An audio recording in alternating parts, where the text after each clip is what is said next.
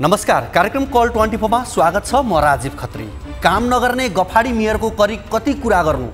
आज काम गर्ने हुटुटी बोकेका धराने मेयर हर्क साम्पाङको कुरा गरौँ। हर्कले केन्द्र सरकारबाट अपेक्षित सहयोग पाइरहेका छैनन्, किनकि एउटा स्वतन्त्र मेयर सफल हुन नदिनुमा पार्टीहरू आफ्नो जित सम्झन्छन्, ताकि अर्को पटक आफूले जित्न सकियोस् र भ्रष्टाचार गर्न पाइयोस्। गत आइतबार हर्कले सामाजिक सञ्जाल फेसबुकमा लेख्दै भने, यसपालिको बजेटमा कोसीको पानी ल्याउने प्रोजेक्ट परेन भने माननीयहरूलाई धरानमा निषेध गरिनेछ। पार्टीका टिके मेयरलाई पदको मोह होला, मोहले डर पैदा होला, डरले दिमाग डम्प होला, ओठ बन्द होला। तर देशको विकासको हुटुटी बोकेको भिजन भएको रगतमा आगो बोकेर हिँडेको जोसिलो एउटा निडर युवा अब केही गलत देख्छ, ऊ जरुर केही न केही लेख्छ। हर्कले त्यही गरे, त्यही बोले। किडा मकौडाहरूले खाएर छ्यान्द्रो पारेको अव्यवस्थालाई व्यवस्थामा बदल्न चेतनशील युवाहरूका हरफ अक्षरहरू यसरी नै पड्किन जरुरी छ। 2051 को मध्यावधि निर्वाचनमा कङ्ग्रेस जनले अन्तर्घातको सुरुवात गरेको थियो। अन्तर्घातको जननी कङ्ग्रेस भएको हुनाले त्यो संस्कृति बनेर आज नेपालभरि फिजिएको छ। पहिलो पटक 2063 असारमा बालुवाटारमा सार्वजनिक हुँदा प्रचण्ड र बाबुरामले पहिरेको खैरो सर्ट माओवादीको ड्रेस कोड भएको थियो। एमाले नेता ओलीको उखान टुक्का जोडेर आफ्ना कुरा सम्प्रेषण गर्ने तरिकालाई आफ्नो बनाउने थुप्रै एमाले नेता निस्किएका छन्। बालेन शाहको चस्मा नेपाली बजारमा हाई डिमान्ड भएको सामान थियो। यसर्थ नेताहरूले जे गर्छन् त्यो संस्कृति बनेर छिटो प्रसारित हुन्छ। कम्युनिस्ट नेताले गरेको भैँसी पूजा, बिहेको हाफ सेन्चुरी भन्दै मनाइएको भव्य बिहेको पार्टी र धार्मिक कार्यक्रम अनि जन्मदिनमा केक काट्न हेलिकप्टर प्रयोग पनि नेताहरूले जन्माएका संस्कृति हुन्। आज मैले चर्चा गर्न खोजेको कुरा हो हर्कले धरानबाट सुरु गरेको श्रम संस्कृतिको, जसको प्रदर्शन गरेर आज हर्क हाई हाई बनिरहेका छन्। हर्कले आफू निर्वाचित हुन साथ अबिर जात्रा गरेर फुलमाला र खादा प्रदर्शन गरेर भोज बतेर गरेर हिँड्दैनन्, बरु सर्दु खोलातिर पानीको मुहान खोज्न हतारिएर धरानवासीलाई पानी खुवाउँछु भन्ने प्रतिबद्धता कार्यान्वयनमा लागे। फजुल खर्च ठानेर मेयरको गाडी उनले चढेनन्, डोजर किने। हर्कले श्रमलाई निर्माण र विकाससँग जोडेका छन्, श्रमदान र संस्कृतिको ब्रान्ड एम्बेसडर बनेका छन्। हर्क साम्पाङ आफैमा एक यस्तो क्रान्ति बनेर आए जसले जनतालाई विकाससँग जोड्दैछन्, जसले जनतालाई श्रमसँग जोडे। बीपीका अनुयायी र कम्युनिस्टहरूले पुरा गर्न नसकेको सैद्धान्तिक रूपमा समाजवादको पहिलो आधार हर्कले खडा गरेका छन्। हर्क साम्पाङको राजनीति धरानका मेयरमा निर्वाचित भएपछि सुरु भएको पक्कै होइन। यसअघिको निर्वाचनमा अत्यन्त कम मत पाए पनि हर्कले धरान छोडेनन्। हर्कले परिवर्तनका लागि हर्क साम्पाङ शैलीको क्रान्ति छोडेनन्। उनी बोलिरहे, एक्लै थिए, तर भ्रष्टाचार, विसङ्गति, सीमा अतिक्रमण विरुद्ध बोल्न छोडेनन्। कसैले सुनुन् वा नसुनुन्, हर्कले गलत विरुद्ध बोलिरहे, काम भएको ठाउँमा प्रशंसा गरिरहे, बोल्ने क्रममा कयौँ अपमान खेपे, तर बोल्न छोडेनन्। हिजोका दिनमा जस्तो एउटा अटोमा माइक राखेर चोक चोकमा बोल्ने हर्क आज सामाजिक सञ्जालमा बोलिरहेका छन्। स्थान फेरिएको छ, शैली फेरेका छैनन्, विचार फेरिएको होइन, उनको क्रान्ति फेरिएको देखिँदैन। हर्क मात्र एउटा कुरा भनिरहेका छन्, काम गर्नुपर्छ, काम गर्नुपर्छ। काम गर भनेर निर्देशन दिन पाइन्न, यसरी गर भनेर नेतृत्व गर्नेले देखाउनुपर्छ। काम नभएको ठाउँमा हर्क निरन्तर आक्रमण गरिरहेका छन्। त्यसैले उनको यो विचार फेर्नु हुँदैन, किनभने धरानले त्यो क्रान्तिकारी हर्क साम्पाङलाई रोजेका हुन्। उनलाई फेरिने छुट छँदै छैन। तर गफ र फन्डा गर्ने स्वतन्त्र अनि झन्डाको पछि लागेर विवेक शून्य भएका जनप्रतिनिधि एकै ड्याङका मुला हुन्, जुन देशलाई आवश्यक छैन। यिनका झोलेहरूको त कुरै नगरौँ, यी त किर्ना हुन्। बुवासो छुच्चो होस् कि खिच्चा होस्, कानमा टाँसिएर बस्नु छ यिनलाई, किनकि यिनलाई चुस्नसँग मात्रै सरोकार छ। देशको प्रधानमन्त्री भइसकेका बाबुराम भट्टराईले, अर्का प्रधानमन्त्री भइसकेका प्रचण्डले लडाकु व्यवस्थापनमा 9 अर्ब भ्रष्टाचार गरेको र आवश्यक परे त्यसको प्रमाण आफूसँग भएको बताएका थिए। प्रमाण छ भने पनि अख्तियारले त्यो प्रमाण मागेको र कारबाही गरेको कतै सुनिएन। यो देशमा कसैले नैतिकता नदेखाए हुन्छ, कसैले जवाबदेही हुनु परेको छैन, नपरे हुन्छ, कसैले कारबाही भोग्नु पर्दैन। मुखमा जे आयो बोले भयो, मिले मतोमा जति खान मन लाग्यो खाए भयो। घरि प्रचण्ड र ओली मिलेर, घरि देउवा र प्रचण्ड मिलेर। यिनीहरूले त यो देश अरूको पनि हो र भने जस्तो बनाएका छन्। यो हरेक नेपालीलाई थाहा छ। हर्कको कर्मलाई गलत हरकत ठहर्याउनेहरूलाई पनि थाहा छ। परीक्षण नै हुन बाँकी रहेका रवि लामिछानेहरूलाई औँला उठाइरहेका हरेक पार्टीका कार्यकर्ताहरू सबैलाई थाहा छ, तर ती मौन छन् यसकारण कि उनीहरू त्यसैमा बानी परेका छन्। त्यो उनीहरूलाई सामान्य भइसकेको छ र ती खान लाउन पुग्ने पार्टी पोषित र सुरक्षित छ। देशमा वर्षौं वर्षको निर्मम व्यथिति बोकेकाहरू निर्मम भएर रविका पक्षमा उभिएका छन्, हर्कका साथमा काँधमा काँध मिलाइरहेका छन्। रविले ढाका कुमार श्रेष्ठलाई पार्टीबाट निष्कासन गरेर नेपाली राजनीतिमा देखा परेको भ्रष्टहरूलाई गरिने पार्टी संरक्षण र दण्डहीनताको कालो परम्परा तोडेर नैतिकताको खडेरी रहेको राजनीतिमा त्यसको सुरुवात गरेका छन्। यो आफैमा एउटा ठुलो घटना हो र नेपाली राजनीतिमा पहिलो पनि हो। यसअघि पनि नेपालमा यस्ता अडियो काण्ड सार्वजनिक नभएका होइनन्। त्यसमध्ये 2 वटा काण्ड धेरै नै गम्भीर थिए। 67 सालमा सार्वजनिक माओवादी नेता कृष्णबहादुर मराको र 76 सालमा सार्वजनिक एमाले नेता गोकुल बास्कोटाको अडियो काण्ड, तर दुवैलाई कारबाही भएन। यो पृष्ठभूमिमा रासपाले सांसद ढाका कुमार श्रेष्ठलाई गरेको कारबाही ठुलो अर्थ राख्छ। रासपा यसका लागि धन्यवादको लायक छ। गाह्रो छ तर असम्भव छैन भन्दै नेपाली राजनीति र नेपाली जनजीवनमा परिवर्तनको सपना बोकेर हिँडिरहेका र केही गर्छौँ भनेर अघि बढिरहेका ती तमाम देश विकासको तीव्र इच्छा भएका नयाँ विचारधाराका परिवर्तनका संवादहरूप्रति आम जनताको अपेक्षा यति छ, लोभ लालचमा कहिल्यै नफसुन्, अपराधी हुने बाटो कहिल्यै नहिँडौँ। यस्तो मौका सबैलाई आउँदैन। थालमा हुन्जेल भात सीता हुन्छ, भुइँमा झरे जुठो, सीता रहने वा जुठो भन्ने बीचको दूरी खासै टाढा हुँदैन। दर्शकवृन्द, यी र यस्तै विकृतिका अन्य विषय आजको कल 24 मा हामीले समावेश गरेका छौँ। यसको अलावा तपाईँहरूको गुनासोलाई हामी कार्यक्रममा प्रत्यक्ष समेट्छौँ।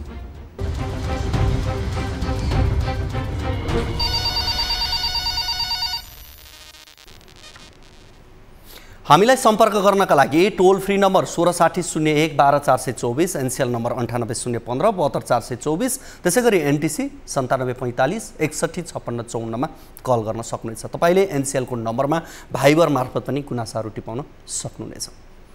दर्शकवृन्द, उपनिर्वाचन नजिकको छ, प्रचार प्रसार तीव्र छ। यस्तोमा कुप्रचार पनि बढेको छ। व्यक्तिगत तहमा उत्रेर लालछना लगाउने, घृणा फैलाउने पनि भइरहेको छ। एक पक्ष गाली गलौजमा उत्रिँदा स्वभावले अर्को पक्ष पनि उसै गरी प्रतिरक्षामा उत्रिन्छ। यो लोकतन्त्रका लागि कलङ्क हो। लोकतान्त्रिक मूल्य मान्यता कमजोर हुँदै जानु हो। दल समाजको अगुवा हुनुपर्छ। दल अगुवा हुनलाई दलको प्रमुख नेता अगुवा हुनुपर्छ। अरू नेता कार्यकर्ता अगुवा हुनुपर्छ। अगुवा भनेको सकारात्मक अर्थमा हो। उसले विवेक, विज्ञान, कर्म, वचन, संस्कार र संस्कृतिको सही सन्देश दिनुपर्छ। तर अब त नेपालमा दलहरूले आफ्नो भिजन र मिसन बताउन छोडिसकेका छन्। उनीहरूले बतासे गफ धेरै दिन थालेको देखिन्छ। अर्को पक्षको निन्दामा खर्च गर्ने समय आफ्नो योजना बनाउन खर्च गर्नुपर्ने हो। तर यस्तो अवस्था यहाँ छैन। नेपाल चौतर्फी सङ्कटमा छ, तर देशलाई भने, नेताहरूलाई भने आनन्द छ। सङ्कटलाई लाभको विषय बनाइरहेका छन् यिनीहरूले। यस्ता दल र नेतालाई आम जनताले, आम मतदाताले कारबाही गर्नैपर्छ। मत दिँदा विचार पुर्याउनुपर्छ। गाली गलौज गर्नेले युवाहरूको नयाँ चेतनाको सपना बोक्न सक्दैनन्। अबको युग भनेको नयाँ पुस्ताको, नयाँ सोच र शैलीले मात्र हुन्छ अबको राजनीति। दर्शकवृन्द, आजको कार्यक्रमको सुरुवातमा हामी देशका विभिन्न 3 स्थानमा भइरहेका उपनिर्वाचनमा केन्द्रित रहेर प्रस्तुत भइरहेका छौँ। सुरुमा चितवनको कुरा गरौँ। वैशाख 10 को उपनिर्वाचन हुने 3 क्षेत्रमध्ये चितवन 2 मा सबैभन्दा बढी चर्चामा छ। चर्चाको कारण हो राष्ट्रिय स्वतन्त्र पार्टीका सभापति रवि लामिछानेको उम्मेदवारी र उनलाई रोक्न कांग्रेस एमालेले गरिरहेको भगीरथ प्रयास। राजनीतिक दल र स्वतन्त्रबाट गरी कुल 24 उम्मेदवारी परेको चितवन 2 मा रासपा, नेपाली कांग्रेस र नेकपा एमालेका उम्मेदवारहरू बीच मुख्य प्रतिस्पर्धा हुने देखिन्छ। निर्वाचन आउन एक साता मात्र बाँकी रहँदा चितवन 2 मा कसको पल्ला भारी पर्ला त? हेरौँ यो रिपोर्ट। गत मङ्सिर 4 को निर्वाचनमा चितवन 2 बाट रासपा सभापति रवि लामिछाने 49,264 मत ल्याएर निर्वाचित भएका थिए। उनका प्रतिस्पर्धी गठबन्धनबाट नेपाली काङ्ग्रेसका उमेश श्रेष्ठले 14,983 मत पाउँदा नेकपा एमालेका कृष्ण भक्त पोखरेलले 14,647 मत प्राप्त गरे। रविले उक्त निर्वाचनकै सर्वाधिक बढी 34,281 मतान्तरले चुनाव जितेका थिए। तर सर्वोच्च अदालतले नागरिकता प्रकरणमा दोषी ठहर गर्दै लामिछानेको सांसद पद खारेज गरिदिएपछि वैशाख 10 गते चितवन 2 मा उपनिर्वाचन हुन लागेको हो। रविले नयाँ नागरिकता लिएर पुनः सोही ठाउँबाटै उपनिर्वाचन लड्न लागेकाले पनि यो ठाउँ सर्वाधिक चासो बनेको छ। यो क्षेत्रबाट काङ्ग्रेस उम्मेद्वार जित नारायण श्रेष्ठलाई माओवादी केन्द्र, एकीकृत समाजवादी, जसपा, नेसपाको पनि साथ रहेको छ। ती दलहरूले श्रेष्ठलाई समर्थन गर्दै आफ्नो उम्मेदवारी दिएनन्। नेकपा एमाले रामप्रसाद नेउपानेलाई उम्मेद्वार बनाएको छ। रासोपालाई मङ्सिर 4 को मत रक्षा गर्ने चुनौती छ भने काङ्ग्रेस एमाले गत चुनावमा गुमेको मत फिर्ता ल्याउन कम्मर कसेर लागेका छन्। परीक्षण नभएका ताजा दल र ताजा उम्मेद्वार रवि लामिछानेप्रति जुन समर्थन चितवनवासीको थियो, पछिल्लो घटनाक्रमले समर्थन गुम्ने आशंका राजनीतिक वृत्तमा छ। प्रतिपक्ष बेन्चबाटै जनआवाज उठाउने म्यान्डेट पाएको रासोपाले सरकारमा जान कहिले प्रचण्ड त कहिले ओलीलाई बिन्ती बिसाउँदा मतदातामा राम्रो सन्देश गएन। त्यसपछि सभापति रवि लामिछानेको नागरिकता र पासपोर्ट प्रकरणले निम्त्याएको झमेला, सरकारबाट बाहिरिँदै गर्दा उनको प्रस्तुतिकरण र आन्तरिक कलहका कारण मतदाताले रासोपामा पनि पुरानै दलहरूको छाप देख्न थालेका छन्। त्यसमाथि चुनावको मुखैमा रासोपा सांसदले मन्त्री बन्न घुस मागेको अडियो टेप प्रकरण पनि चुनावका लागि बाधक बन्ने आशंका रासोपा भित्रै छ। तर पनि लामिछानेले चुनावी सभा सम्मेलनमा राम्रो उपस्थिति देखाएर आफै पनि बलियो रहेको साबित गर्न खोजिरहेका छन्। जित्नुपर्छ, जित्नका लागि लड्नुपर्छ, लडिसकेपछि मात्र जित्न सकिन्छ। त्यसैले अरूका चुनाव मात्र लडिरहेका छन्। म षड्यन्त्रकारीहरूसँग प्रत्येक दिन लडिरहेको छु। चुनाव पनि जित्छु, षड्यन्त्रकारीहरूलाई पनि जित्छु। चुनाव पनि जित्छु, षड्यन्त्रकारीहरूलाई पनि जित्छु। किनकि यो मैले एउटा व्यक्तिले जित्ने कुरा होइन, यो देशलाई जिताउने कुरा, यो देशले पनि जित्छ। उपनिर्वाचनका लागि माहौल सुधार्ने कसरतमा नेपाली काङ्ग्रेस र उसका सहयात्री दलहरू लागि परेका छन्। पहिले विद्रोह गरेका केन्द्रीय सदस्य दिनेश कोइराला, पूर्व सभापति कृष्णलाल सापकोटा लगायतको कारबाही फुकुवा गरी चुनावी प्रचारमा होमिएका छन्। पार्टीको कार्यकर्ता पंक्तिमा लोकप्रिय मानिने महामन्त्री विश्वप्रकाश शर्मा चितवनको चुनावी कमान्डर भई खटिएका छन्। सत्ता गठबन्धनको सहयोगको फाइदा उठाउँदै जितको दावेदारी प्रस्तुत गर्ने योजनामा काङ्ग्रेस उम्मेद्वार जित नारायण श्रेष्ठ छन्।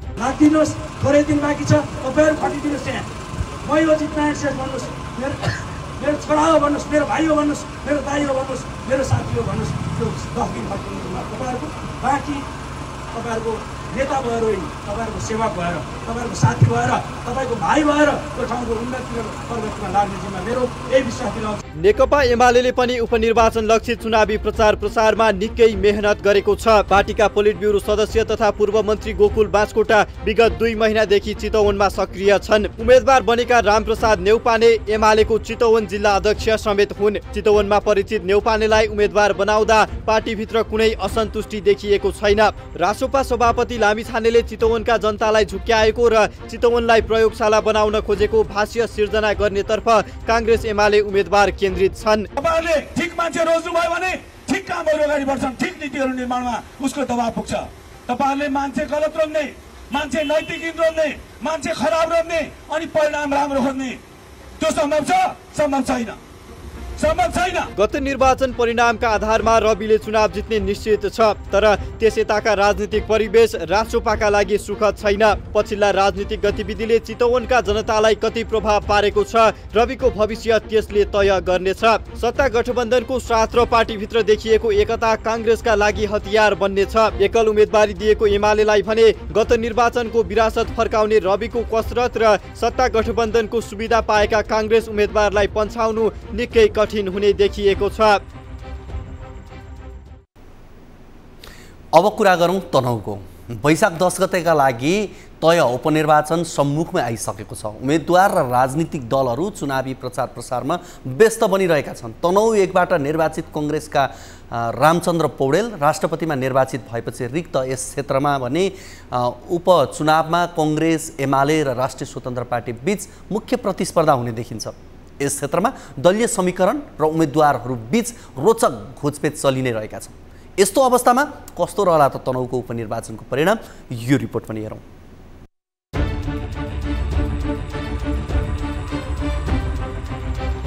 गएको चुनावमा तनहुमा कांग्रेसका रामचन्द्र पौडेल कांग्रेस माओवादी केन्द्र सहितको 5 दलीय गठबन्धनको साझा उम्मेद्वारका रूपमा निर्वाचित भएका हुन्। पौडेलले 25,313 मत ल्याएर एमालेका एक बहादुर राणालाई पराजित गरेका थिए। एक बहादुरले 19,925 मत प्राप्त गरेका थिए। यसरी नै कांग्रेसको कार्यवाही भोगेका पूर्व मन्त्री गोविन्दराज जोशीले समेत 6,878 मत प्राप्त गरेका थिए। यस्तै रासोपाका विकास सिग्देलले 6,032 मत पाएका थिए। गएको चुनावमा एमालेले जसपासँग आंशिक रूपमा चुनावी तालमेल गरेको थियो, तर त्यो तालमेल तनहुमा भने थिएन। एमाले एक्लैले प्रतिस्पर्धी मत पाउँदा गठबन्धनका साझा उम्मेद्वार पौडेल निर्वाचित भए। उपचुनावमा समेत लगभग अवस्था त्यस्तै देखिन्छ। तनहुमा सत्ता गठबन्धनका साझा उम्मेद्वारका रूपमा कांग्रेसका गोविन्द भट्टराई उम्मेद्वार छन्। यता एमालेले पूर्व प्रहरी महानिरीक्षक सर्वेन्द्र खनाललाई उम्मेद्वार बनाएको छ। यस्तै रासोपाले कांग्रेसमा रहेर लामो समय राजनीति गरेका डाक्टर सोनिम वाग्लेलाई उम्मेद्वार बनाएको छ। यहाँ त्रिपक्षीय भिडन्त कडा रूपमा हुने आकलन गरिएको छ। त्यसैले पनि अघिल्लो पटकको चुनावी माहौल भन्दा अहिलेको माहौल केही फरक हुने आकलन छ। तनहुमा कांग्रेसको उम्मेद्वार बाहेकका अन्य उम्मेद्वारहरू तनहु जिल्ला बाहिरका हुन्, तर उनीहरूले आफ्नो उम्मेद्वारीलाई तनहुका लागि समर्पित गर्न हरेक प्रयास भने जारी राखेका छन्। रासोपाले तनहुमा आक्रामक प्रचार गरिरहेको छ। रासोपा सभापति रवि लामिछाने नै सोनिमको चुनावी सभालाई सम्बोधन गर्न पुगिरहेका छन्। यता एमालेले पनि पार्टीका वरिष्ठ कमान्डरलाई खटाएको छ। कांग्रेसले समेत पार्टी महामन्त्रीलाई चुनावी कमान्डर बनाएको छ। अन्य सत्तारूढ दलका नेताहरूले पनि कांग्रेस उम्मेद्वारलाई विजयी गराउन अपील गर्दै आएका छन्। उपचुनावलाई दलहरूले शक्ति परीक्षणको रूपमा समेत लिएका छन्। त्यसैले उनीहरूको अहिले सम्पूर्ण ध्यान उपचुनावमा केन्द्रित देखिन्छ। सामाजिक सञ्जालमा उम्मेद्वारको बढाई चढाई गरेर बयान गर्नेमा रासोपा अघि देखिन्छ, तर अन्य पार्टीहरूले पनि यस क्षेत्रमा आफ्नो उम्मेद्वारबारे विभिन्न प्रचार सामग्री राख्दै आएका छन्। अघिल्लो मतलाई हेर्दा कांग्रेस अघि देखिए पनि उपचुनावको वातावरण कस्तो अवस्थामा पुगेको छ भन्ने हिसाबले मतदाताको मनोविज्ञान केन्द्रित हुने भएकाले अहिले नै नतिजा यस्तो हुन सक्छ भन्ने आकलन गर्न कठिन देखिन्छ। अब बाराको कुरा गरौँ। गत मङ्सिर 4 गते भएको निर्वाचनमा बारा-2बाट निर्वाचित सांसद रामसहाय प्रसाद यादव उपराष्ट्रपति बनेपछि अहिले यहाँको चुनावी माहौल पनि फेरि तातेको छ। बारा-2मा मतदानको मिति नजिकिँदै गर्दा त्यस क्षेत्रमा आफ्ना उम्मेद्वारलाई जिताउनका लागि सबै पार्टी लागि परेका छन्। उपचुनावमा उम्मेद्वारहरू मत माग्न निर्वाचन क्षेत्रमा खटिएका छन्। मत माग्ने उम्मेद्वारहरूले एकले अर्कालाई आक्षेप लगाउनेदेखि आफ्नो जित सुनिश्चित रहेको दावी गरिरहेका छन्। तर उम्मेद्वारको वास्तविक अवस्था कस्तो छ त, यो रिपोर्ट पनि हेरौँ।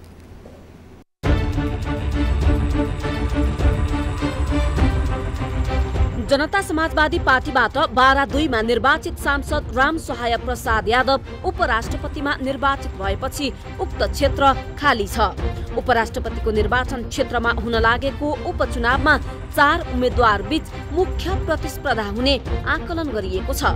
सत्ता गठबन्धनबाट जसपा अध्यक्ष उपेन्द्र यादव, एमालेबाट पुरुषोत्तम पौडेल, राष्ट्रिय स्वतन्त्र पार्टीबाट रमेश खरेल र जनमत पार्टीबाट शिवचन्द्र कुशवाहा मैदानमा छन्।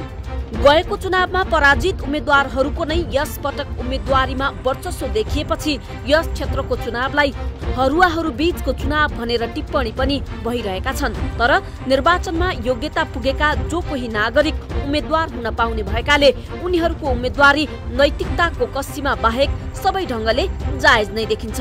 गएको चुनावमा यस क्षेत्रमा रामसहाय, शिवचन्द्र र रामकिशोर प्रसाद यादव बीच मुख्य प्रतिस्पर्धा भएको थियो।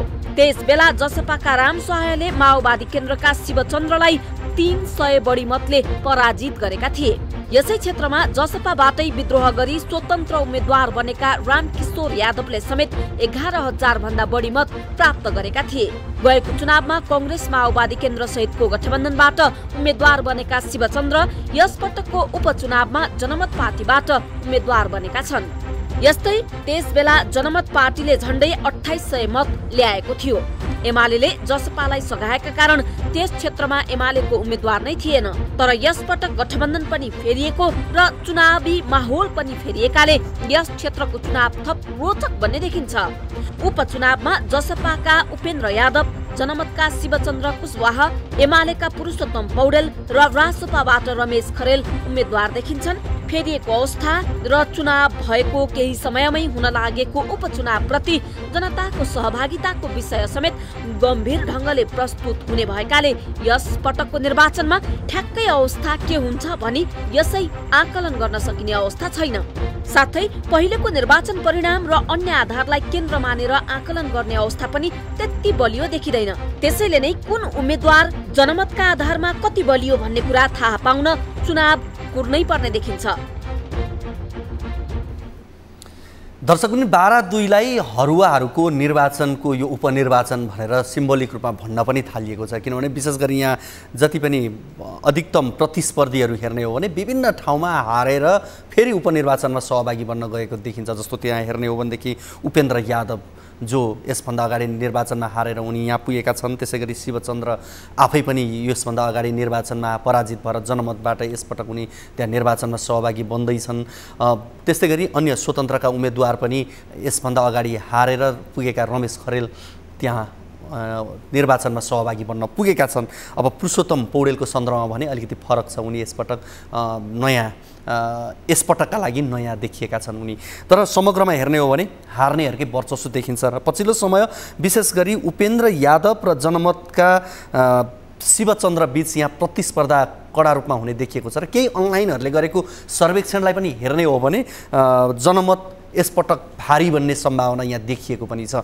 र यदि यो भएको खण्डमा उपेन्द्रको हार भएको खण्डमा उनको राजनीति कसरी अगाडि बढ्छ त्यो भन्ने प्रश्न चिन्ह खडा हुन थालिसकेको छ। तर अहिले नै यसको अन्तिम नतिजा हामी भन्न त सक्दैनौँ। तर पनि विभिन्न इन्डिकेटरहरू, विभिन्न अनलाइन विभिन्न सङ्घ संस्थाहरूले गरेको अध्ययन अनुसार हेर्ने हो भने चाहिँ जनमत नै यहाँ मजबुत बन्दै गएको पनि देखिएको छ। कार्यक्रममा यति बेला भने पालो भएको छ छोटो ब्रेकको।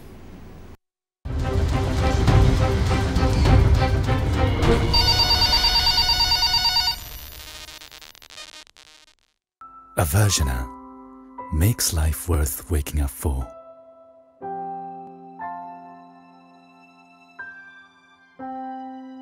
It makes life worth living for.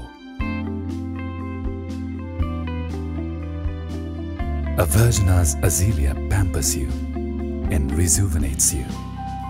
Spa-like treatment at home. Made in Nepal. Aversiona. Luxury life redefined.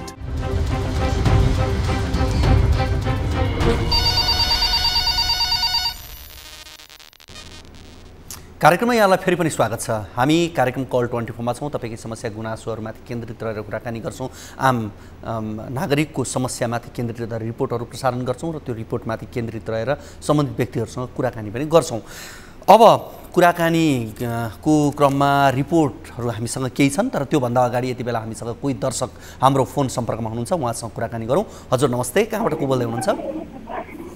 हजुर सर नमस्ते, म अर्जुन नेपाली सर। अर्जुनजी कुन ठाउँबाट हुनुहुन्छ? म सर यहाँ काठमाडौँ जडीबुटीदेखि बोलेको सर। तपाईँको समस्या जिज्ञासा के होला? सर सूर्य विनायकदेखि एकजना भान्जा, मेरो भान्जा दिदीको छोरा, उहाँ 13 वर्षको हराउनु भएको छ सर। 1 गते हराउनु भएको, दिउँसो ठ्याक्कै 3 बजीतिर निस्किनु भएको रुमदेखि आफै निस्केको सर। यसो गर्नुहोस् न, भान्जाको बारेमा तपाईँ हामीले यहाँ फोटोमा पनि भान्जालाई देखाइरहेका छौँ। अब भान्जाको बारेमा तपाईँले डिटेलमा भन्नुहोस्, कति वर्षको हुनुहुन्थ्यो, कसरी हराउनु भयो, उहाँको स्वास्थ्य अवस्था के हो, लगायतका सबै कुराहरू भनिदिनुहोस् त एकपटक।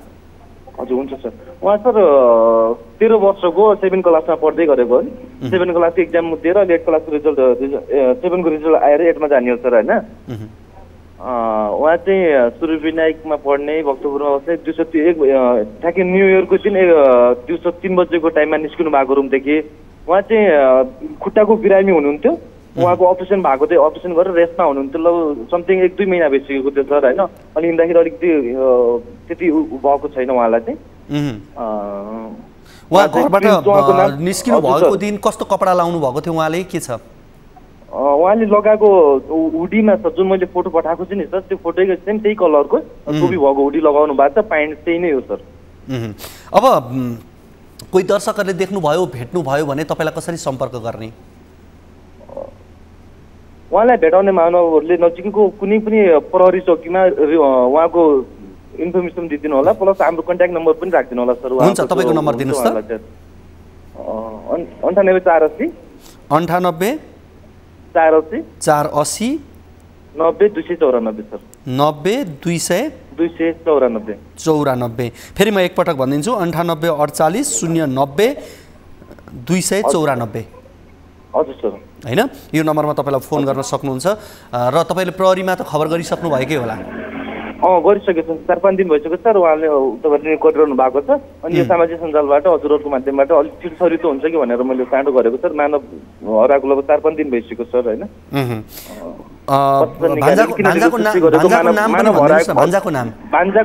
भान्जाको नाम प्रिन्स सिंह। हजुर, प्रिन्स सिंह सर। प्रिन्स। हुन्छ अर्जुनजी, कुराकानी गरिदिनु भयो, आफ्नो समस्या राखिदिनु भयो, यहाँलाई धेरै धेरै धन्यवाद। हस्, हामीसँग भक्तपुरबाट हुनुहुन्थ्यो अर्जुन नेपाली। उहाँले आफ्नो भान्जा हराएको यहाँ जानकारी गराउनु भएको थियो। उहाँको भान्जाको फोटो पनि हामीले सार्वजनिक गरेका छौँ। तपाईँले कहीँ देख्नु भएको छ, कहीँ भेट्नु भएको छ भने सम्पर्क गराइदिनु होला। 98 48 090 294 उहाँको यो मामाको नम्बर रहेको छ अर्जुन नेपालीको। उहाँलाई सम्पर्क गर्न सक्नुहुनेछ। कार्यक्रम यति बेला लागौँ अर्को रिपोर्टतर्फ। दिनानुदिन नेपालमा शैक्षिक गुणस्तर खस्कदो अवस्थामा छ। देश विकासको पहिलो मेरुदण्डको रूपमा शिक्षालाई लिने गरिन्छ, तर शिक्षाको गुणस्तर सुधार गर्नुको सट्टा शैक्षिक संस्थाहरूलाई विभिन्न क्षेत्रबाट प्रयोगशालाको रूपमा मात्र प्रयोग गरिन थालेपछि शिक्षाको गुणस्तर नराम्ररी खस्केको छ। हरेक क्षेत्रमा जनशक्ति उत्पादन गर्ने थलो नै शैक्षिक क्षेत्र हो, तर नेपालमा भने त्यसको ठिक उल्टो रूप देखिन्छ। सामुदायिक विद्यालयहरूमा राजनीति गर्ने थलो बनेको छ भने निजी विद्यालयहरू पैसा कमाउने व्यावसायिक केन्द्र बनेका छन्, जसले गर्दा विद्यालयहरूले नतिजा राम्रो ल्याउन सकेका छैनन्। दिन प्रतिदिन नतिजा खस्कदो छ, जसको एक उदाहरण हो सुदूरपश्चिम प्रदेशमा रहेको एकमात्र उपमहानगरपालिका धनगढीको। यस प्रदेशकै शिक्षित क्षेत्र मानिने धनगढी उपमहानगरपालिकाका एक संस्थागत र 16 सामुदायिक गरी 17 विद्यालयको कक्षा 8 को नतिजा 0 आएको छ। हेरौँ यो रिपोर्ट।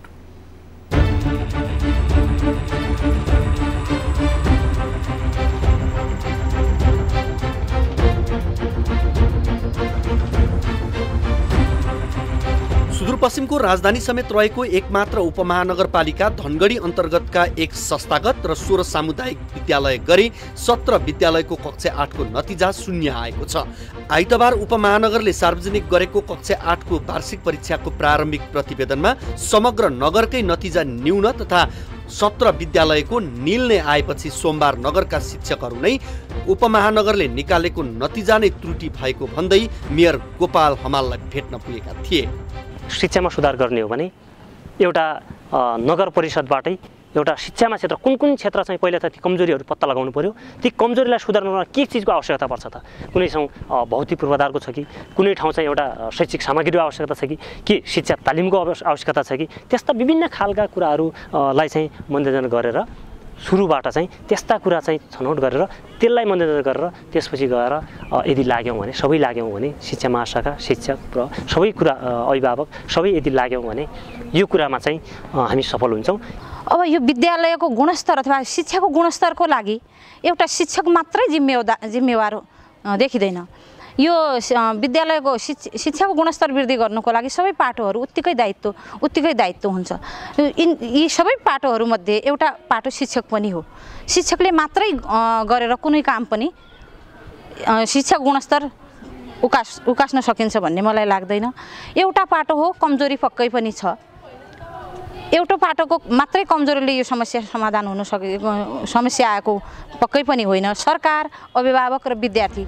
उपमहानगरपालिका शिक्षा युवा तथा खेलकुद महाशाखाको प्रतिवेदनले कक्षा 8 को परीक्षामा धनगढीका 17 विद्यालयबाट सबै विद्यार्थी फेल अर्थात् नन ग्रेड भएको देखाएको छ। आइतबार तयार भएको परीक्षा नतिजामा धनगढीका एक संस्थागत र विभिन्न 16 सामुदायिक गरी 17 विद्यालयबाट कुनै पनि विद्यार्थीले कक्षा 9 मा भर्ना हुने योग्यता हासिल नगरेको परीक्षा नतिजाले देखाएको हो। तर उपमहानगरपालिका शिक्षा युवा तथा खेलकुद महाशाखा प्रमुख नरेन्द्र बहादुर खातीले नतिजा सुधार्न नन ग्रेड प्राप्त गरेका विद्यार्थीले पुनः परीक्षा दिन पाउने भएकाले यो नतिजा नै अन्तिम नभएको बताएका छन्।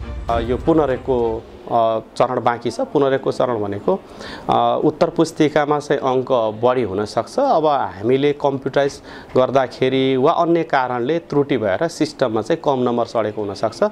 यस्तो विद्यार्थीहरूको हकमा भोलि नतिजा फरक पनि आउन सक्छ एउटा।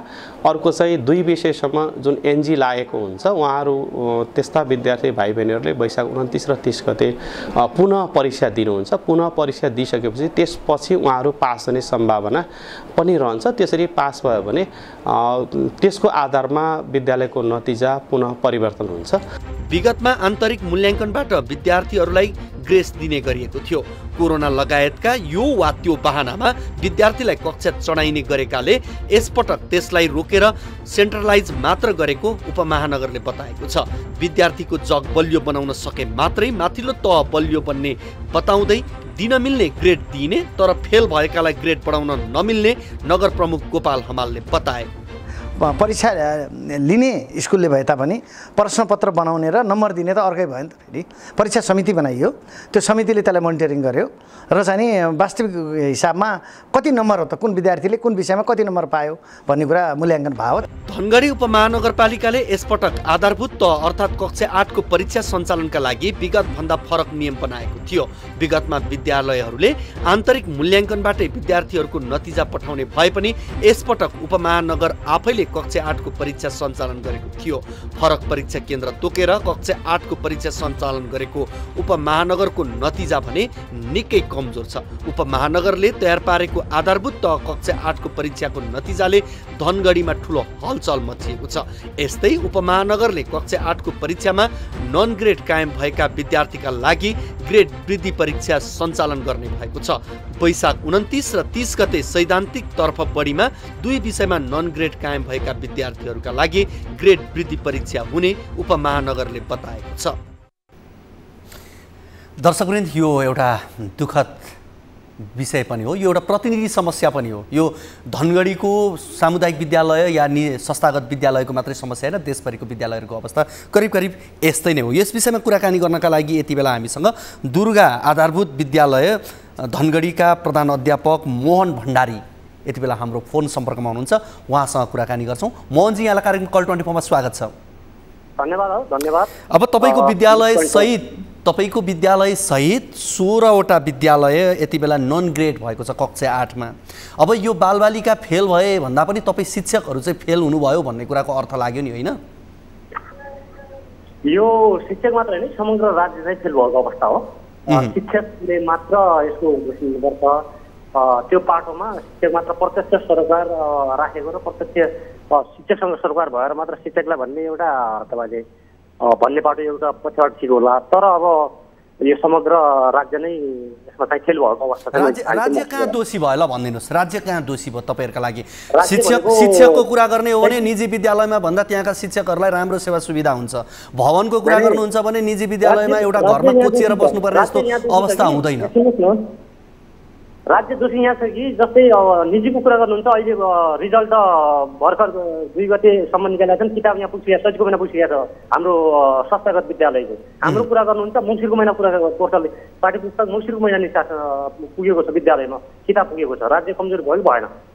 अनि 2 वर्ष कार्यकाल लगातार अब पर्सेन्टको कुरा गर्नुहुन्छ भने प्रत्यक्ष रूपमा अभिभावकको चाहिँ त्यहाँ 100% लगानी छ, त्यहाँ प्रत्यक्ष निगरानीमा राखेका छन् भने हाम्रोमा चाहिँ निःशुल्क गराएका छौँ। हामीले चाहिँ अभिभावक चाहिँ एकदम कमजोर अवस्थाका हुने खानाका चाहिँ राम्रो ठाउँमा पठाउने अनि हाम्रो चाहिँ संस्थागत विद्यालय पठाउने, सामुदायिक विद्यालयमा चाहिँ एकदम कमजोर अवस्थाका होइन आर्थिक भौतिक रूपमा चाहिँ कमजोर अवस्थाका विद्यार्थीहरू पठन पाठन गर्ने, यिनीहरूलाई आफूलाई घाँस बाँसको अवस्था चाहिँ नहुने, कापी किताबको अवस्था नहुने, जुन चाहिँ समयमा त्यही पनि पाठ्य पुस्तक सरकारले नगराउने विभिन्न खालका कुरा छन्। सर मेरो अझै यहाँसँग जिज्ञासा है, सुन्नुहोस् है सर। जस्तो निजी विद्यालयमा पढ्ने अभिभावकले लगानी गर्छन् बालबालिकाका लागि, तर सामुदायिक विद्यालयका लागि राज्यले लगानी गर्छ, जहाँ शिक्षकको तलबको हिसाबले हेर्नु भने राम्रो छ, योग्य हुन्छन्। +2 पढेका भर्खरै सकेका व्यक्तिहरूले निजीमा पढाइरहेका हुन्छन्, तर यहाँ त ब्याचलर गरिसकेका मास्टर डिग्री गरिसकेका शिक्षकहरू हुन्छन्। तिनीहरूले पढाउने यो थलो किन भद्रगोल हुन्छ? मैले यो प्रतिनिधि समस्या हो, देशभरिको समस्या हो, तर मैले तपाईँको विद्यालयमा पनि निल भएका कारणले गर्दाखेरि यो जिज्ञासा राखेको। राजनीति गर्ने थलो त तपाईँहरू आफैले बनाएको हो नि त, होइन र?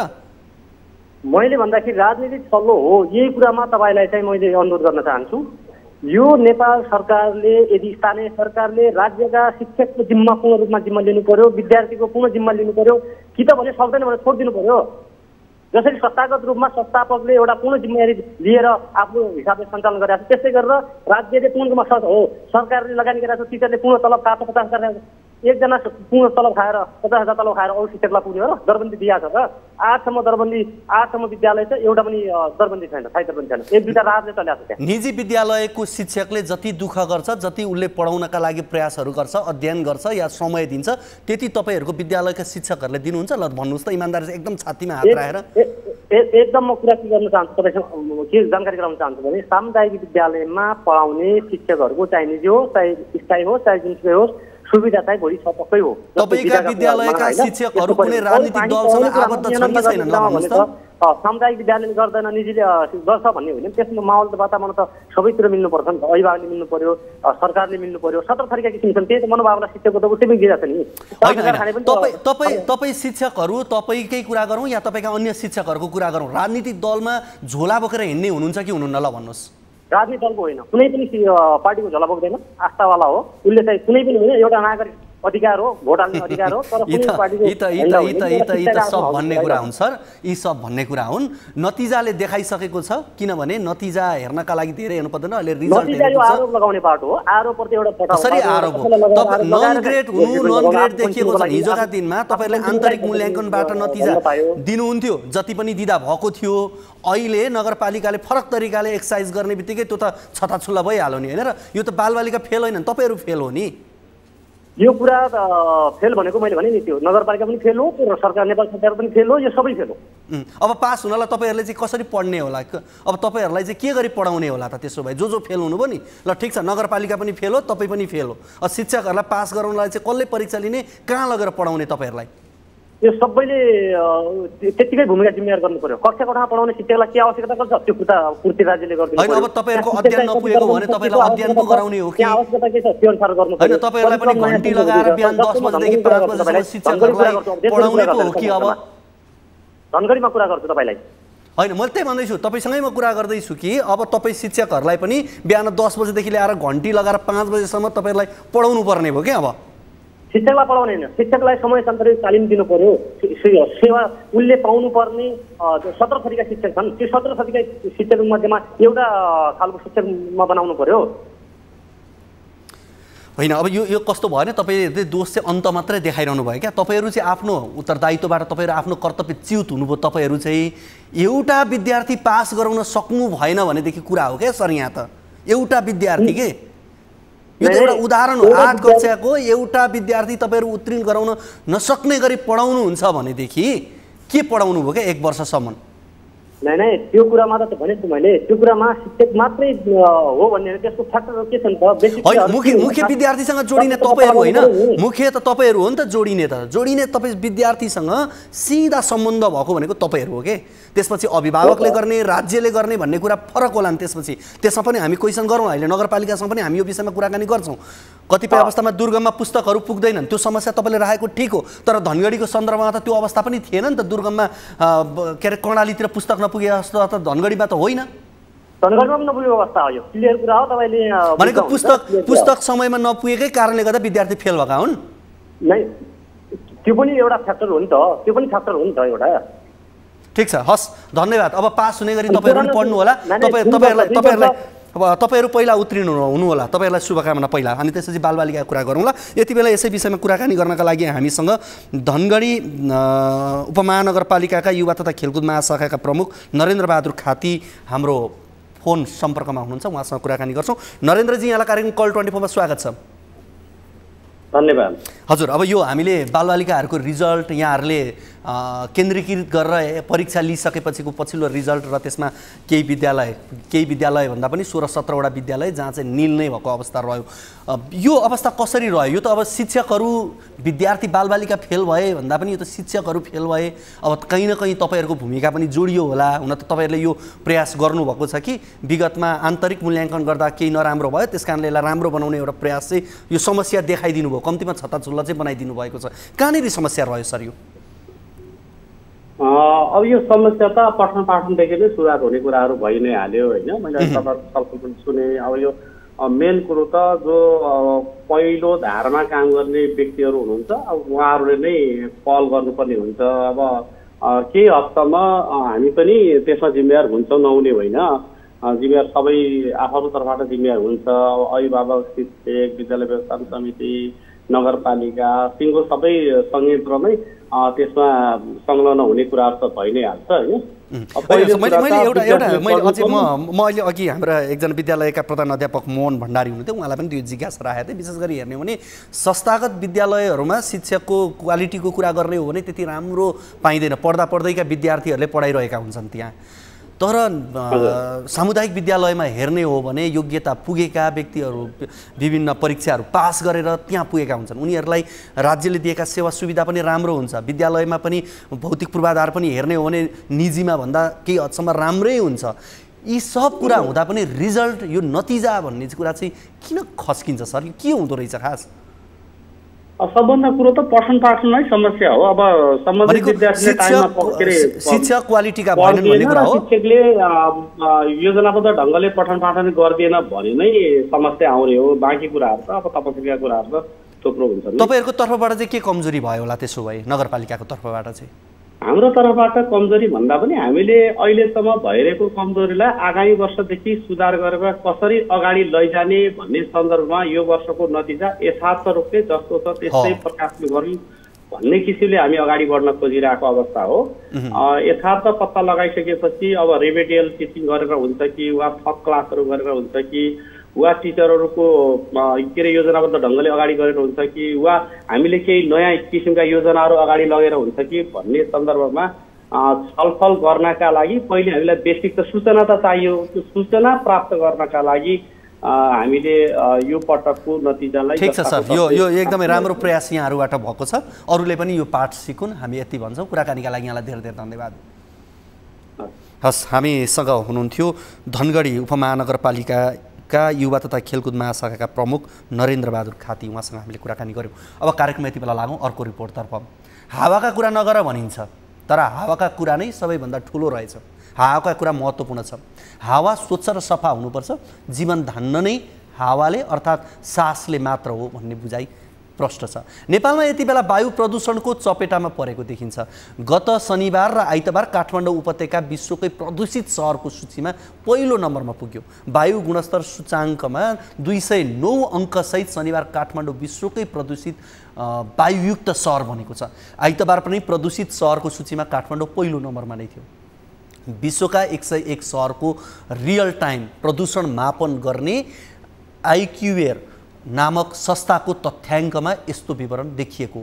आइक्युएरका अनुसार सन् 2022मा विश्वका 131 देशमध्ये प्रदूषणको दृष्टिले नेपाल 16औं स्थानमा थियो। विभिन्न स्थानमा लागेको डडेल्लो, भारतको उत्तर प्रदेशमा जलाइएको गहुँका कारण फैलिएको प्रदूषण काठमाडौँसम्म आइपुग्दा यहाँको वातावरण प्रदूषण उच्च बिन्दुमा पुगेको हो।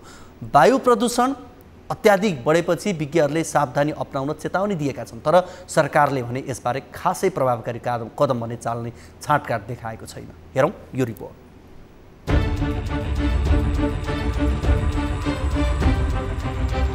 काठमाडौँ विश्वकै बढी प्रदूषण हुने शहरमा पहिलो नम्बरमा पुगेपछि विज्ञहरूले आवश्यक सावधानी अपनाउन आग्रह गरेका छन्। हावाको प्रदूषण मापन गर्ने एयर भिजुअल सूचक आइक्यू एयरले काठमाडौँलाई संसारकै प्रदूषित शहरको सूचीको पहिलो स्थानमा राखेको हो। शनिबार साँझबाट काठमाडौँ संसारमा नै बढी प्रदूषण भएको शहरमा पहिलो, दोस्रो र तेस्रो स्थानमा खटबड भइरहेको छ। वायु प्रदूषण बढिरहेकाले घर बाहिर सकेसम्म ननिस्कन र निस्कने परे मास्कको अनिवार्य प्रयोग गर्न विज्ञहरूको सुझाव छ। पछिल्लो समय वनमा लागेको डडेलो, भारतको उत्तर प्रदेशमा बालिएको गहुँको भुसको धुवाँको असर काठमाडौँ सहितका नेपालका विभिन्न शहरहरूमा परेको विज्ञहरूले बताएका छन्। विज्ञका अनुसार अहिले विश्व स्वास्थ्य संगठन WHOले तोकेको भन्दा 22 गुणा बढी प्रदूषण काठमाडौँमा रहेको उल्लेख गरिएको छ। हिजो WHOले तोकेको, विश्व स्वास्थ्य संगठनले तोकेको मापदण्ड भन्दा 26.6 गुणा हिजो थियो, जति बेला हामी नेपाल प्रथम भएको थियौँ। र आज चाहिँ बिहानको अवस्था हेर्ने हो भनेपछि 21-22 गुणा तोकेको मापदण्डभन्दा बढी प्रदूषण काठमाडौँमा बसेको छ। हाम्रो सस्तो र सबैले चाहिँ गर्नै पर्ने बाध्यकारी व्यवस्था पनि सरकारले पनि लाउनुपर्ने, मास्कको प्रयोगलाई अनिवार्य गरिदिनु पर्यो। जलवायु तथा विपद विज्ञ उप्रेतीले प्रदूषणबाट बच्नका लागि सरकारले आम नागरिकलाई मास्कको अनिवार्य प्रयोग गर्न आग्रह गर्नुपर्ने सुझाव दिएका छन्। वायु प्रदूषणका कारण ब्लड प्रेसर बढ्ने, मुटुको समस्या, क्यान्सर लगायतका समस्याहरू बढ्ने भएकाले सावधानी अपनाउनु पर्ने उनको सुझाव छ। यस्तै वातावरण विभागका प्रवक्ता शङ्कर प्रसाद पौडेलले डडेलोका कारण नै देशभरको प्रदूषणको मात्रा बढेको बताएका छन्। उनले पानी नपर्दा र हावा वहन हुन नसक्दा प्रदूषण एकै ठाउँमा थुप्रिएको बताए। स्याटेलाइट इमेज हेर्दा काठमाडौँ उपत्यकामा बारा, पर्सा र चितवनबाट निस्किएको धुवाँका कारण प्रदूषण बढेको पौडेलको भनाइ छ। उनले काठमाडौँ प्रदूषणको पहिलो नम्बरमा पर्यो जस्ता समाचारहरू सञ्चार माध्यममा आइरहेको तर त्यसले ठूलो फरक नपार्ने बताए। यस्तै प्रदूषणलाई हल्का रूपमा लिएका पौडेलले प्रदूषणको पहिलो, दोस्रो नम्बरमा पर्यो भन्ने कुरा प्रचारबाजीको विषयवस्तु मात्रै भएको जिकिर गरे। हामी 1 नम्बर भयौँ या 2 नम्बर भयौँ, प्रदूषणको लेभल कहिलेकाहीँ एकदमै हेजाडस लेभलमा पुग्दाखेरि पनि हामी 8, 9, 10 तिर 20, 25 तिर हुन सक्छौँ र कहिलेकाहीँ अलिक कम हुँदै पनि हामी चाहिँ माथि आउन सक्छौँ। यो एउटा फेनोमेना तपाईँलाई मैले भने। अर्को चाहिँ मान्छेहरूको एटिच्युडमा हामीले यसो हेऱ्यौँ फेसबुकहरूमा प्रचार गर्नको लागि, त्यसले सकारात्मक सन्देश दिन्छ या दिँदैन त्यसमा उ नगरिकन। प्रवक्ता पौडेलले प्रदूषणको मात्रा बढेकाले सबैले मास्कको अनिवार्य प्रयोग गर्नुपर्ने, थप सतर्कता अपनाउनु पर्ने र सकेसम्म घर बाहिर निस्कन नहुने दोहोर्याएका छन्। तर जिम्मेवार ठाउँमा रहेका पौडेलले प्रदूषणको पहिलो स्थानमा काठमाडौँ पर्नु प्रचारबाजी मात्र रहेको भन्दै हल्का रूपमा यसलाई अर्थ्याएका छन्। प्रदूषणका कारण जनस्वास्थ्यमा गम्भीर प्रभाव पार्ने अवस्थामा समेत सरकारी निकायका अधिकारीहरूले नै गैर जिम्मेवार अभिव्यक्ति दिनुले नागरिक स्वास्थ्यमा सरकार कतिको गम्भीर छ भन्ने प्रश्न पारेको छ। साथै प्रदूषण नियन्त्रणमा सरकारको कमजोर नीतिलाई छर्लङ्ग पारेको छ। दर्शकवृन्द, वायु प्रदूषणका कारण अनेक हुन सक्छन् तर आगलागीका कारण मात्र यति प्रदूषण भएको चाहिँ पक्कै होइन। यहाँ वायु इन्धनको अत्याधिक खपत छ, ठुलो धुवाँको समस्या उस्तै छ, राजधानीमा जङ्गल मासिएको छ, वरिपरिका डाँडा खोस्रिएको छ, हरियाली बिनाको सहर छ। वायु प्रदूषणका कारण श्वास प्रश्वासका बिरामी बढेका छन्, दीर्घ रोगीहरू बढेका छन्। यो भयावह अवस्था छ। छिमेकी भारतको राजधानी नयाँ दिल्लीको भन्दा प्रदूषण बढेको छ। यसबारे नेताहरू, शासकहरू भने सचेत हुन जरुरी छ। विद्युतीय सवारीको प्रयोग बढाउनुपर्छ, नवीकरणको ऊर्जाहरू प्रयोग बढाउनुपर्छ, महँगोमा इन्धन किनेर प्रदूषण बढाउनु हुँदैन भनेर धेरै भनियो तर यो भाषणबाजीमा मात्रै सीमित भए। यो श्रृङ्खला कहिले पनि रोकिएन र आजसम्म पनि रोक्ने सम्भावना यहाँ देखिएको छैन। यसै विषयमा कुराकानी गर्नका लागि यति बेला हाम्रो फोन सम्पर्कमा हुनुहुन्छ वातावरणविद डाक्टर नवराज खतिवडा। उहाँसँग हामी कुराकानी गर्छौँ। डाक्टर खतिवडा, यहाँलाई कार्यक्रममा स्वागत छ। धन्यवाद, नमस्कार। हजुर, अब यो राजधानीमा जङ्गल मासिएको छ, वरिपरिका डाँडाहरू खोस्रिएको छ, हरियाली बिनाको सहर छ, वायु प्रदूषणका कारण श्वास प्रश्वासका बिरामीहरू बढिरहेका छन्, दीर्घ रोगीहरू बढेका छन्। यो भयावह अवस्था छ। यो बेला राम्रो शासक व्यवस्था भएको मुलुक थियो भने शासकले गर्ने काम के हुनु पर्थ्यो?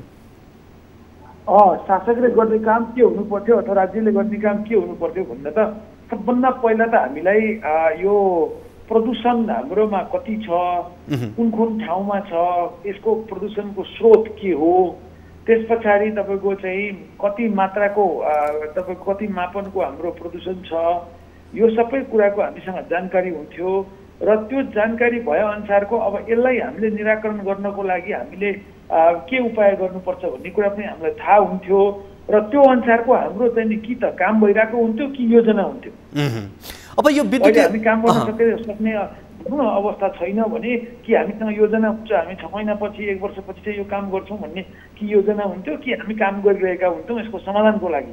तर अहिले हाम्रो अवस्था के हो भने तपाईँको न त हामीसँग चाहिँ कुन तपाईँको तहको छ भन्ने कुरा जानकारी छ, न कसैले काम गरेको छ, न राज्यको कुनै निकाय तपाईँको सम्बन्धित निकाय यसको लागि तपाईँको जवाबदेही छ। उनीहरूले अहिलेको अवस्था भनेको हामीसँग कुनै पनि जानकारी छैन र हामी तपाईँको चाहिँ बिना जानकारीको एउटा खालि कसैले एउटाले निकालिदियो तिम्रोमा यस्तो तह छ भनेर निकालिदियो भने त्यही कुराको पछाडि लागेर एउटा तपाईँको चाहिँ हामी चाहिँ आक्रोश व्यक्त गर्ने अथवा हामी चाहिँ त्यसमा दुखी हुने, अब त्यो एउटा हाम्रो नियति यस्तै हो भनेर हामी चित्त बुझाउने यो किसिमको भएको छ। डाक्टर खतिवडा, हामी कार्यक्रमको अन्त्यमा पनि छौँ, त्यस कारण मैले यहाँसँग धेरै लामो कुराकानी त गर्न सकिनँ। कुनै सन्दर्भ मिलाएर फेरि यहाँसँग कुराकानी गर्ने प्रयास हामी गर्नेछौँ। तर अहिलेलाई चाहिँ अब तत्काल गर्नुपर्ने कुरा के हुनसक्छ राज्य या यसका निकायहरूले अन्य योसँग सम्बन्धित? सबैभन्दा पहिला त यो जुन हाम्रो जस्तो एउटा यसको स्रोत के हो भने हाम्रो चाहिँ अनियन्त्रित निर्माण प्रक्रिया र अनियन्त्रित रूपमा हाम्रो खाडला खन्ने त्यसै छोडिदिने तपाईँको र यो किसिमकोले हाम्रो सबैभन्दा ठुलो यो वायु प्रदूषणको हाम्रो समस्या भनेको चाहिँ यसको यो कणिका भन्छौँ हामी, सस्पेन्डेड सलिड भन्छौँ हामी, जुन चाहिँ तपाईँको धुलोको कणले गर्दा हुने हो हाम्रो सबैभन्दा ठुलो समस्या भनेको।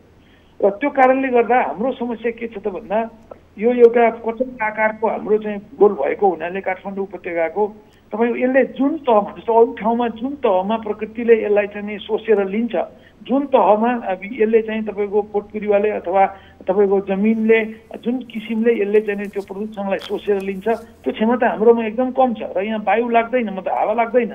त्यो कारणले गर्दा यो त्यो हिसाबले यसको चाहिँ स्रोतमै हामीले न्यूनीकरण गर्नको लागि सबैभन्दा पहिला तपाईँको कहाँबाट तपाईँको यो आइरहेको छ, यो चाहिँ प्रदूषण आइरहेको छ, त्यसलाई चाहिँ पत्ता लगाएर त्यसलाई चाहिँ कटौती गर्ने, त्यसलाई चाहिँ न्यूनीकरण गर्ने काम गर्नु उपयुक्त। हस् कुराकानीका लागि यहाँलाई धेरै धेरै धन्यवाद।